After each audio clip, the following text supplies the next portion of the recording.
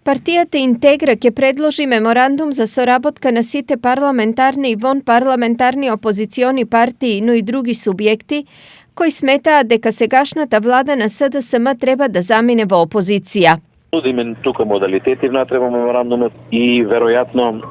е единствениот исправен пат како да трасираме една рамка по која што ќе може да го одбранат македонскиот национален стратегиски интерес во татковината Македонија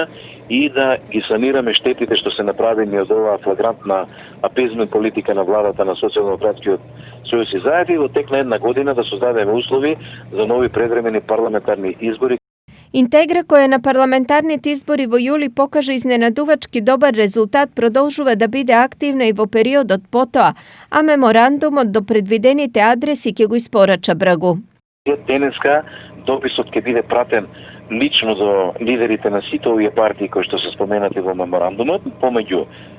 прво парламентарните партии, ВМРО, ДПМН и Левица, тоа се тие опозицијски партии, второ вонпарламентарните партии, Интегра Македонска конзервативна партија, Глас за Македонија, Единствена Македонија и трето, оние политички партии кои што се во владеачката коалиција, кои се маркирале во јавност со патриотски презнак.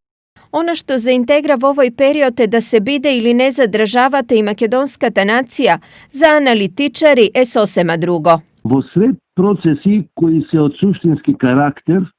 државата каква и да е функционира на некое ниво кое што ако не дава победа, не дава ни пораз. Тоа што вон владините елементи се обидуваат по секоја цена да го сменат Заев, да ја сменат владата и да падне оваа власт,